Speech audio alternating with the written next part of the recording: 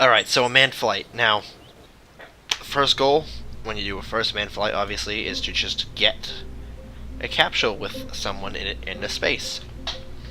So we're gonna start a new rocket, and we're gonna go with the very basic command pod Mach 1. We're gonna get a lone Kerbal into space. Now, I've gotten a ton of things into orbit before. This is nothing to me. I could just do this big, fancy, asparagus staged rocket and be done with it. So I'm going to try to make this semi-minimalistic. And I don't know too much about the Mercury and Gemini missions, but I did see something about the whole thing with the little retro motors and stuff on the capsule. I'm going to do a 3-stage rocket. The first 2 stages are going to get this thing into space. The 3rd stage is going to hopefully be just enough to deorbit this thing and get it safely back into the atmosphere and to land safely on Kerbin. Alright, so here's what I'm going to do. First things first, escape tower. I'm going to build an escape tower. Actually, no, even before that, escape is useless without having some parachutes. I'm going to put 2 chutes on this thing, which those things look huge on this little capsule. I wish there was a different way I could go about this, but when I'm putting an escape tower on top that I'm going to disconnect, there's not much I can do. But anyway, alright, so we get some parachutes on there. And now I'm gonna go get a decoupler or a stack separator, something, it doesn't matter. Actually, is this decoupler smaller? No, it's the same size. Yeah, I'm just gonna go with the stack separator because I don't know, I like the look of it better. And then we're gonna put this little. No, that's not little. What am I thinking? This little one? Sorta. This is the really little one. But I think that's too small.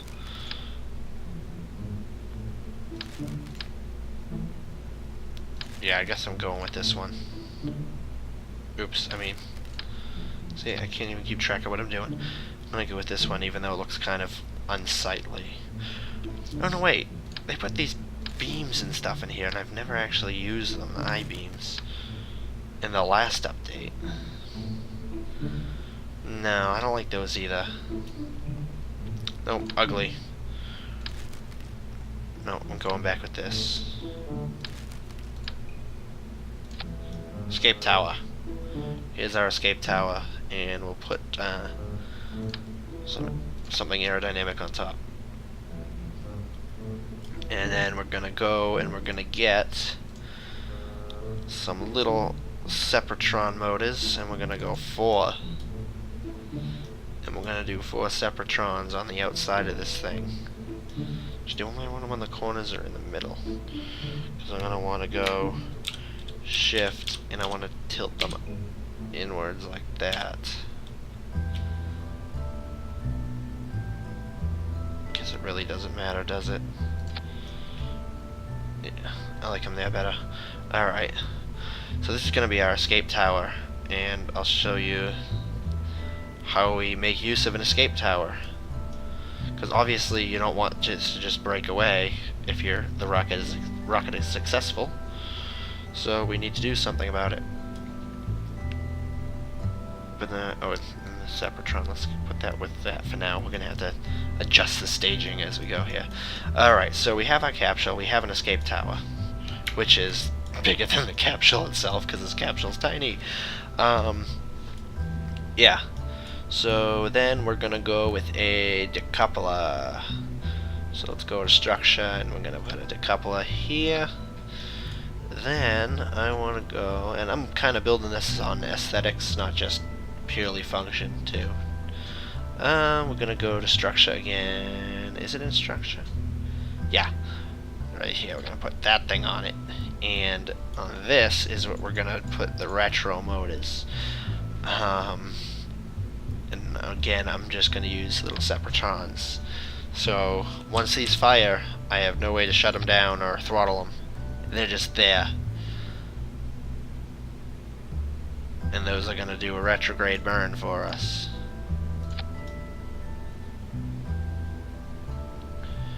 Just like that. Oh no, I don't want to flip it upside down because I am going to flip it around. What am I thinking? Getting ahead of myself here. Okay, those are going to be our retro motors. Alright. And then I'm going to get a big decoupler for the bottom of that. Nope, that's a little decoupler. Big decoupler. There we go. Big decoupler. Then I want to do a secondary stage. The intermediate stage, or whatever you want to call this one. I'm going to try out the new Skipper engine, the little brother of the mainsail. So what do we got here? It's 2 tons lighter than the mainsail. Max temp is the same. Slightly higher impact tolerance, but that doesn't really matter for this thing. Let's see. Max power is 650 compared to the 1500 of the mainsail, but that's still more than any of these other motors. And ISP at sea level 300, ISP in vacuum 350. So this thing is actually a lot more efficient. Actually, maybe not a lot more. It's a little more efficient, but it has a lot less thrust. Hopefully it's worth using. Anyway, but that's only the intermediate stage. Anyway, we're gonna put another decoupler. Ooh, they made that look different for this motor. Anyway, doesn't matter. We're gonna go and we're gonna strap a big tank, and I actually tested this out and I was gonna do a video on it, but then it turned out that it didn't matter. The glitch is still here for this big red tank. So if you want to slap a mainsail to it, you gotta put another tank under it. So there's a little tank, and there was our mainsail, and of course we want to use space tape to keep it from wobbling too much. There we go. I should probably save this. USK, what should we call it? Well, if the old first capsules that were being sent into space were Mercury, then I guess we'd call this the USK Moho Orbiter Mach 1. How's that? Even though it's not going to Moho or orbiting Moho. Yeah, you know, doesn't matter. So, this is pretty much the rocket that we're going to be sending off, except I do want, I believe these winglets, I don't think these have any control capability, and that's what I want. I don't need anything, actually maybe they do. I just want something that gives some stability, aerodynamic stability, without actually providing any control. Yeah, structural wing, I'll go with this. That seems good. There we go. There.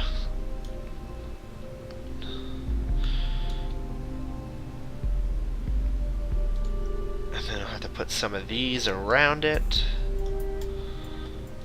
So I'll do these this way. Alright, so let's see what we got here. We got the mainsail firing and these letting go at the same time. Then this decouples, and I want this motor to fire at the same time. Then this decouples all on its own, and I don't want anything to happen. Actually, I do want something to happen. When this decouples, I also want this top decoupler to decouple. So I'm going to move that decoupler down there, and at the same time that decoupler fires, I also want the retro motors to fire. Because if we got into this point, then we know it's safe to get rid of our escape tower. Alright. So, actually, do you want? I want that as a separate stage though, because I want to be able to turn around and send the escape tower the other way. That way, the escape tower might deorbit itself. Hopefully, deorbits itself, and there's no debris flying around out there. Oh yeah, and that's the one other thing I want to do. when this decoupler separates, I want to see if I can get that to deorbit itself as well. So we're gonna go get some separatrons here, and let's go with 6 of them. 6 separatrons. Why weren't they attached? Come on, there we go. 6 separatrons. Oh, they actually attached to the stage I wanted it to, too. Nice. Alright, so let's save that. So, here's our rocket.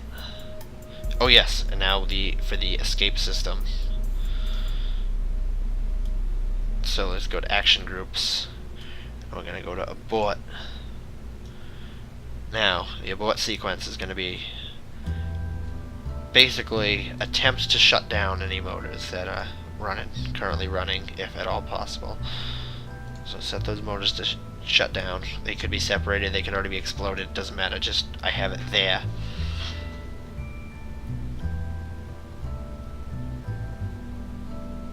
This is going to decouple.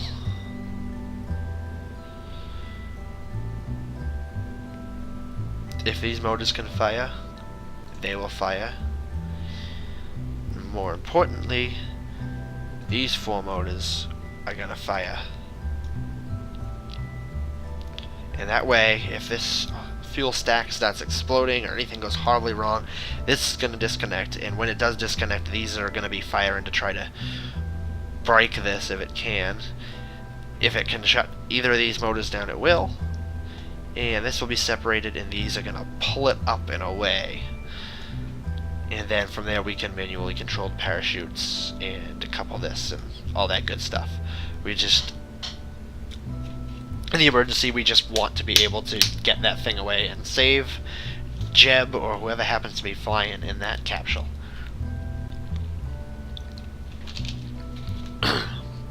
So, there we go. We got the abort sequence. Let's save that.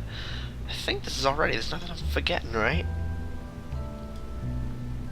As far as I'm aware, don't think there's anything I'm forgetting. I shouldn't need RCS on this thing, because this thing's going to be a small enough assembly that I should be able to move it around in space just fine. Alright. Hopefully things aren't horribly wrong, and the USK will now send the first Kerbal into space. Jebediah Kerman, the bravest Kerbal of them all. And the craziest. So, we're gonna throttle up. Let's go to about there. That should be a good start. Ooh, SAS. I didn't put SAS on this thing. I am gonna put SAS on this thing. End flight. Vehicle assembly building. But where do I want to put it? Is the question. Maybe on top of this.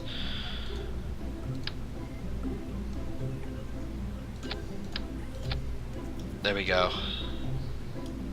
Are all my things still in order? Looks like it.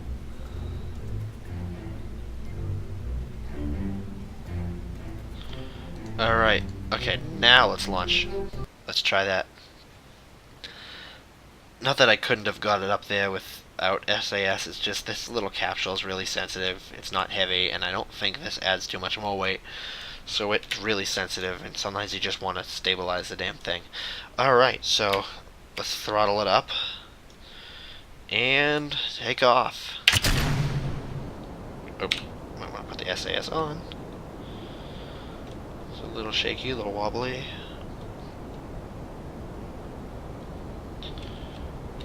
Alright, we're going. We can actually throttle it down a bit if we want. I'm hoping this isn't overkill. I kind of want the staging to go at the times I want it to go, just so that everything kind of falls back where it is. And I don't know, we'll see. I want this thing to drop off, and then this thing has to push it the rest of the way into orbit. But I don't want this thing to run out. I want it to get it up in orbit. Then I want to decouple it, and maybe it'll deorbit itself with those separatrons. Who knows? Alright, we're picking up speed too fast, so I can actually slow this thing down some more. Keep cutting the throttle. There we go.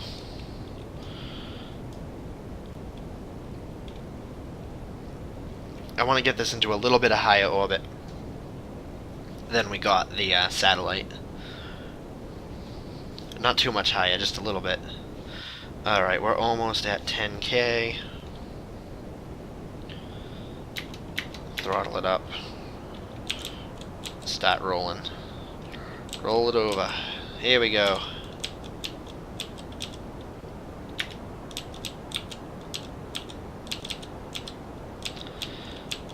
Alright, we're at 90. Hold there.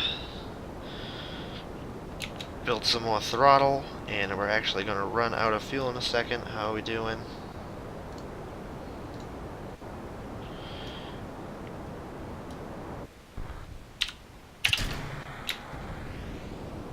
Oh, don't roll over. I don't want you to roll over. Alright, so now we got that motor running. How are we looking? Almost where I want it. Right, 95, 96 is good. Alright. And, oh yeah, we got plenty of fuel. That thing's nice for a secondary stage. Alright.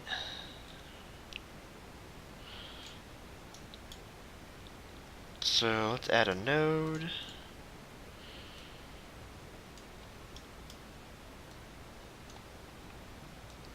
And, a little higher.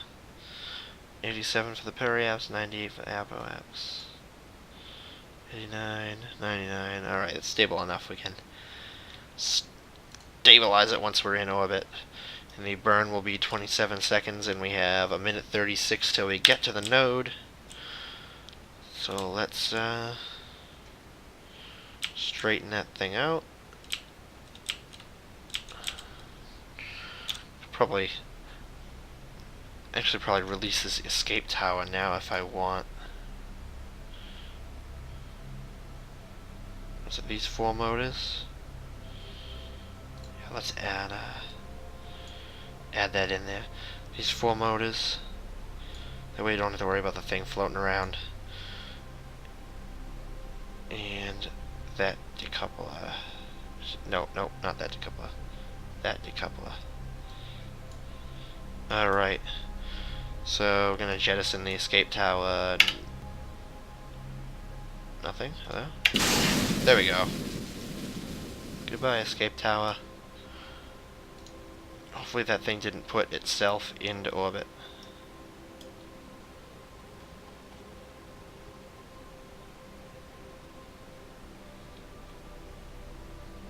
Oh, I don't have debris highlighted. Oh well, I can check later. We are almost at the node.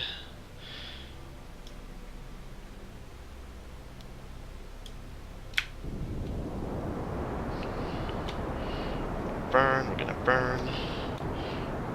It's going off course slightly from this burn. Straighten it out. Let that thing go. Get ready to kill the throttle. 2, 1. That. Oh, that ring is still attached. Well, now that's going to be floating around as debris. Oh well. That'll be stuck in orbit. Alright, so here we go.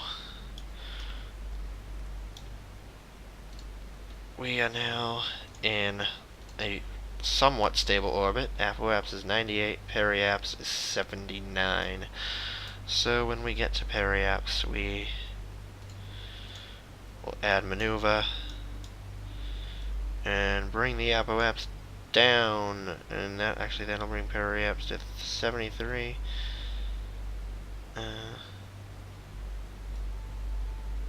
Bring it back up a bit. 77.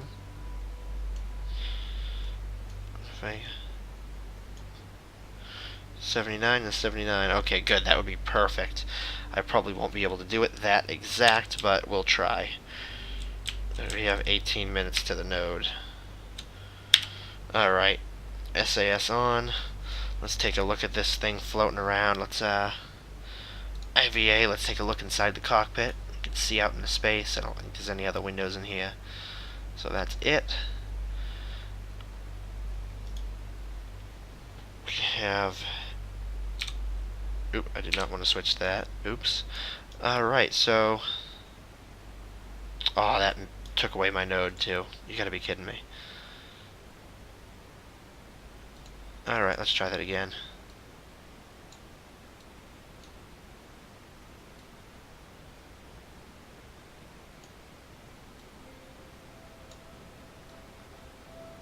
Switching too fast. Come on, there. Oop. I had it right there. There we go, close enough. Alright. So, here we are. Here's our capsule in space. We got time before we get to that burn. We have 17 minutes, so let's go on a little EVA. I'll let go. Float around in space. It's funny, the first time I ever did this and used the EVA pack, I didn't know that shift and control moved you up and down, and it took me forever to figure out how to get back to my damn ship. Yeah, we're floating around in space. Look at that thing. Isn't it beautiful? Gracefully floating there. Gonna be getting into the dark side before we know it. But, yeah. Okay, let's get back in before something terrible happens. I screw up and deorbit a Kerbal all on his own or something. Grab on. Oh, grab on. Come on. There we go. And board. There we go. Whoa.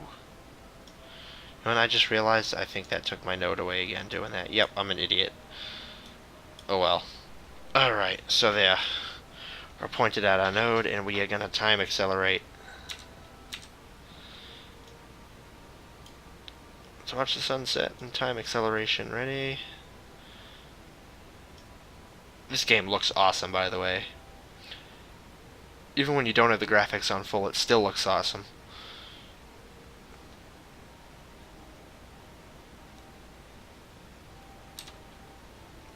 Ten, 9, 8, 7, 6, 5, 4, 3, 2, 1, and almost there. Alright, 45 seconds away from the node, and we're barely gonna have to friggin' hit this thing. It doesn't even have an estimated burn time because it's so little. We only need to change our velocity by 15.7 meters per second. So I'm probably not going to get the apoapse and the periapse exactly where I want it, but you know, I'll try to be a Mr. Perfectionist. But either way, we're in a fairly stable orbit as we are. But let's do this, since I got the fuel to do it. 9, 8, 7, 6, 5, 4, 3, 2, 1. Yep, there we go. Well, wasn't exactly there, but that's pretty stable. We're at 79 kilometers for the apoapse and 77, almost 78 actually, for the periapse. So we're within like a kilometer and a half, about, roughly. Even less, actually, like 1.3 kilometers. Alright, so there we are. We're in orbit. We actually could adjust our inclination. I didn't even think of that, but we're fine. We're just going to want to end up landing somewhere at some point. But speaking of which, right now I'm pointed retrograde. I want to point prograde because of the way I set up this stage to decouple. I'm wondering if it will be enough to deorbit itself. Alright, so we're going to hold there. I actually want to select debris while I'm up here. Speaking of which, this is that ring. That thing's going to stay in orbit. As for the escape tower, where's the escape tower?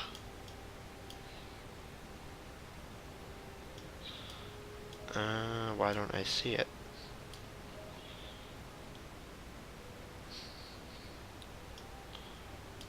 Maybe it already crash landed.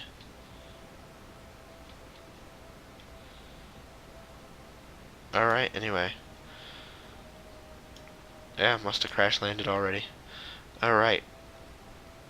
So here's what I want to do. I want to decouple this and see if those motors are enough to deorbit it. There it goes, goodbye. Sailing away. And probably wasn't enough to deorbit it. Oh, I'm gonna say no. It's hard to tell from here though. See, let's set target. And look at the little green, oh, that might be low enough. Oh yeah, that'll hit the atmosphere. Alright, never mind, that has deorbited itself nicely. Alright, unset the target. That will eventually drop, so we now, for safety purposes, want this capsule to point retrograde, and eventually we are going to want to burn. And that's how we're going to orbit. So there we go. I don't know how long this recording's been going for. We are in space. We are in a stable orbit in our capsule. And we hopefully these will be enough to deorbit this thing. Otherwise, we might have to go on a rescue mission. But let's EVA again. Oops. Nope. EVA. There we go.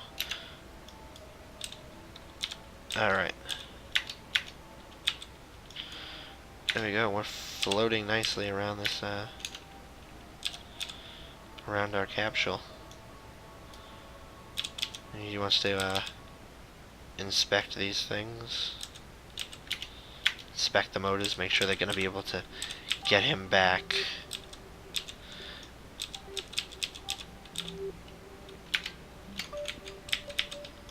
If not, then he'll have a problem.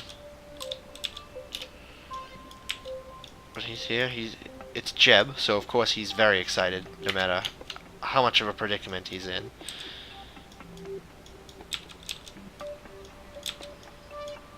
Yeah, we have lights on him too, so he can light up the dark areas on here.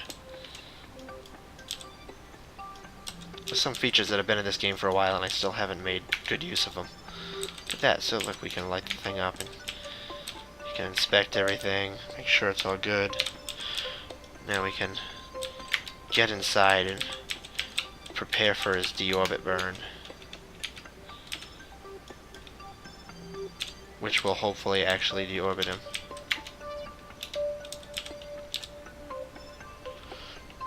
Alright. I don't know why it does that whenever I get in. Anyway, I'm gonna go... come on. Retrograde. Just point at retrograde again. Alright. Now let's look at where we want to land. We probably want to land back near the Space Center, which is right there. Of course, we're not going to land next to it. So...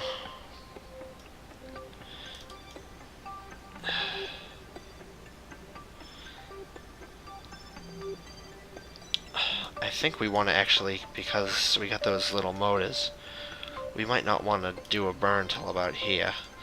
I'm going to set a node, and I'm not actually going to listen to what this node's saying, because obviously I'm not going to be able to with those retro motors anyway. I just want to use that to time it for timing purposes. Alright. So yeah, so we're T-minus 20 minutes, 27 seconds to that node, so we're going to time accelerate.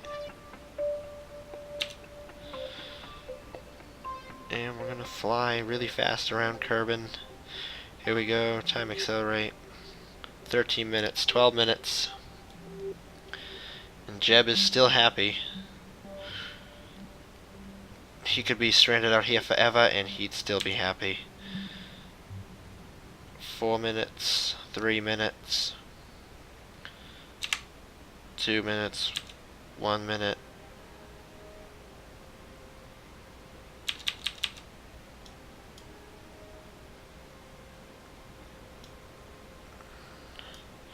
Alright. So now let's line ourselves up retrograde again. Or in this case with the node marker, because it'll be about retrograde when we're there. What piece of debris is that? Oh, that's just the ring I've been following this whole time. Alright, let's get ready. We're gonna hit the stage button in a second. And this will hopefully deorbit us, otherwise this thing is going to be stuck.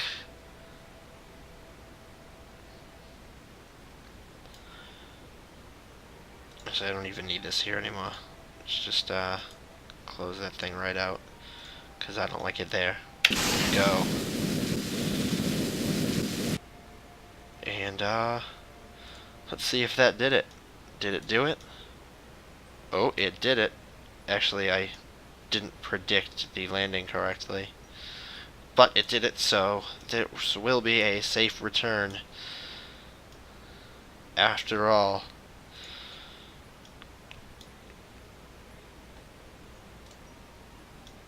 So we're going to time accelerate a bit until we get closer to the landing. Oh, and that just went to 1, so we're probably altitude. Yep, altitude has dropped below 70 kilometers. So we're getting ready to fall in. Let's prepare for re-entry here.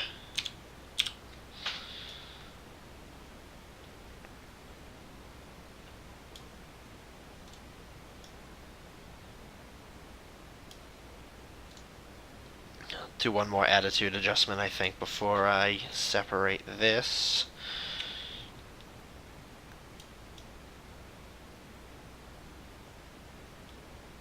In fact,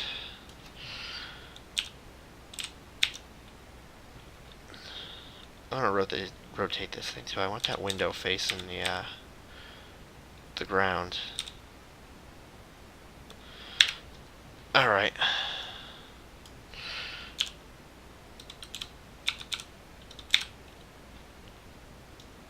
Okay, that's about where I want it. Decouple. Goodbye. Right as the sun rises, we send that away. That flew far. That decoupler has a lot of force behind it. I don't know if it had that much before.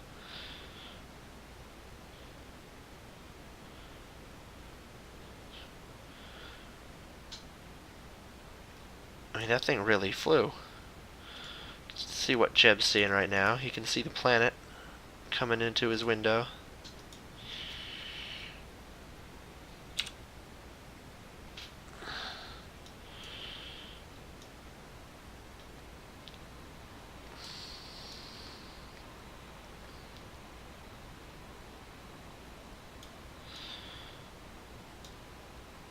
We're getting ready. We're starting to enter the atmosphere now. Here we go for the re-entry.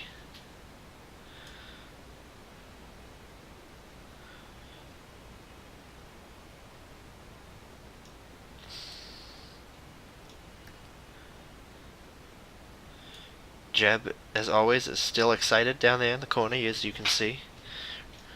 Despite the fact that he has no idea how this is going to go for him.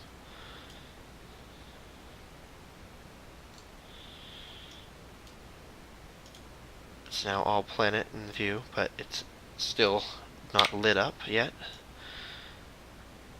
At least not well. We've now dropped below 40 kilometers.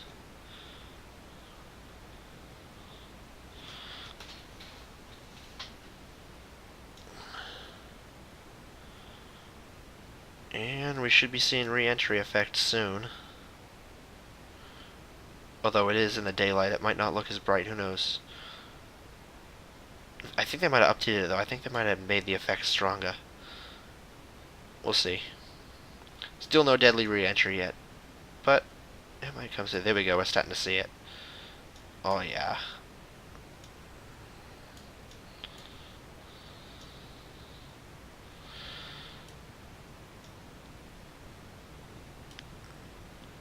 I wonder if you can see it inside yet, or if you still can't. Ooh, a little. Oh yeah, look at that. That looks awesome.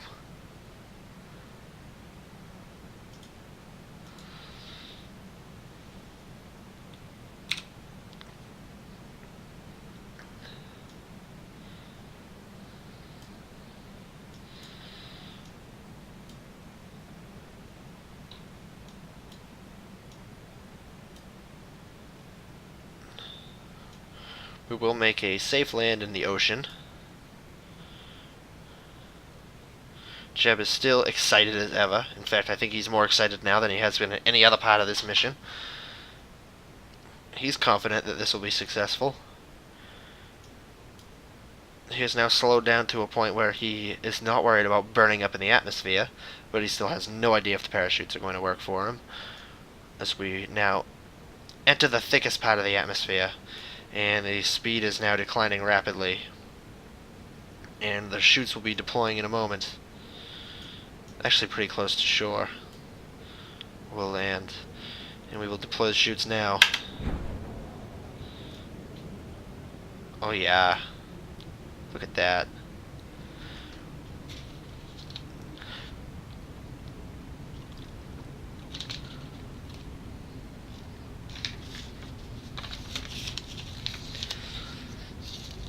Not only is the mission becoming a success, but we also, aside from one small piece, managed to keep all the debris out of orbit. And that could all easily be fixed by using the actual decoupler instead of the stack separator. Because then the decoupler will stick to the tower when the tower flies away.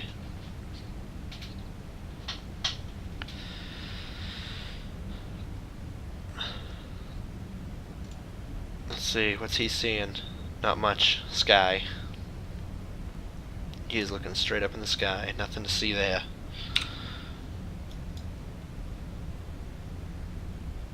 As this now drops below the 2-kilometer mark. And the chutes should be fully opening in a moment. Now less than a kilometer. 800 meters, 700 meters, 600 meters, 500, there we go.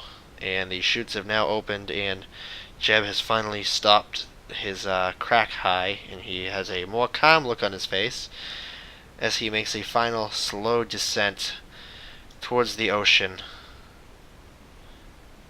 Which looks a lot better, by the way, in this update. Look at that.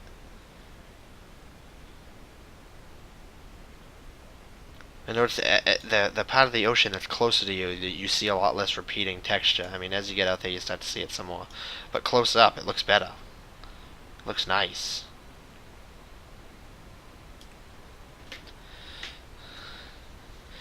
And we have 320 meters to go. 300. 280. 270, 260, 250. Very slow descent. I'm not used to this. Usually I launch the 3-man capsules. I haven't done too much with these little 1-man capsules.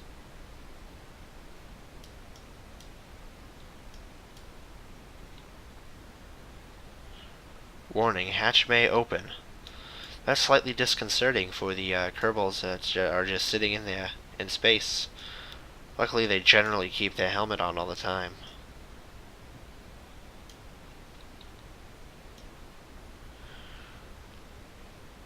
And we got 110 meters. 100 meters. Almost there. 80 meters. 60. 50. 40. And there's the ocean. Oh, that's actually the ocean floor you're seeing. Look at that. You can actually see the ocean floor now. Oh, that's cool. That's definitely new with the new update. I like that. That's awesome. Alright, so we have a successful mission. We have got a Kerbal into orbit, and we have safely deorbited him, and now we can recover the capsule and call the mission over. End flight. And our total flight time was 1 hour, 2 minutes, and 18 seconds. And Jebediah Kerman has survived to launch another day. And the USK officially joins the space race. Until next time. I need to come up with something better than until next time. Someone else uses until next time, isn't it? I wanted to say it's Scott Manley, but he says fly safe. Or does he say until next time, fly safe? I don't know. I'm coming up with something else to say. For now, video over.